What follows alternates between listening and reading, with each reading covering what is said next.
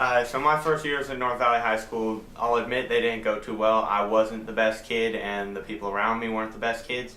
I was trying to do my best. I was trying to be in school and I've always been a good student. I've always had straight A's and things like that. I tried to keep that up, but with all the distractions around me, I had a lot of anger in my life. I ended up getting in fights because of disrespect and different things like that. The students around me, they weren't very respectful. The positive changes of the 3Rs is that we're more knit together. It's a community, like everyone's kind of helping each other. There's no just, I'm gonna go off and do this on my own. People are actually coming together on stuff. Making everybody, work together, helping each other, and just being a positive influence on each other. I think the respect, responsibility, and resiliency, the 3Rs, and above the line and below the line has really made a positive impact on you see something a friend's doing or even a teacher, you can call them out in a respectful way by saying, hey, that's below the line. Can you respond in an above the line way or anything like that? And it's made a positive impact just on the way we've all been treating each other at school. And it's cool to see all the signs and the teachers and stuff reminding us on how to be above the line and how to be respectful, responsible, and resilient throughout everyday life. 3Rs are mentioned a lot in our school. Different teachers mention the 3Rs, the coaches always bring up the 3Rs, and basically the whole administration is all right behind this big 3R thing. That means that they're going to have those 3Rs, and they're going to use that to better their lives and to make better choices. Yes. And I kind of look at him, and he kind of says, you. And I was like, no. And he's like, yes, you.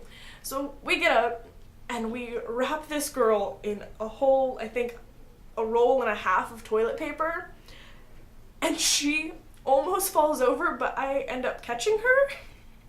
And it was just a really fun time when they just came into class and like, hey, participate. And I was like, oh, well you're making the outcasts even though they don't want to, but they're having fun. Like this morning, our AD came in and asked, a common problem is people don't have friends, and he was asking how that can change.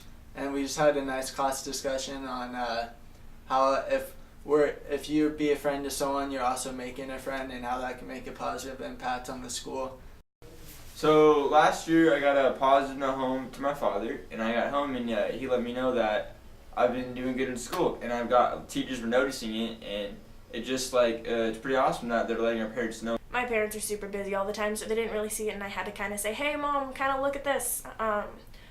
But she was like, oh wow, they're really seeing you now. And I said, yeah, they really didn't see me last year, but now I'm kind of flourishing. I got home one day after football practice, my dad's like, I need to talk to you, and I honestly thought I was in trouble or had a bad grade. So he comes to me, we sit outside on the porch, and he's like, I got this email saying that you did this, you were excellent in class, from Mr. Sharpen. And I was like, well, that's awesome. I feel good knowing that, I'm doing something good in the class, and then other kids are looking up to me. I walked in my door, and my mom's like, hey, I got an email from your school. I'm like, okay, what about? They said that you did something good. I'm like, oh, okay, what'd I do? And she's like, I don't know. On my email, and look at it, and it goes, Mr. Wright has noticed that you were doing something correct. Happy? And I think she got me candy because of it, so motivation.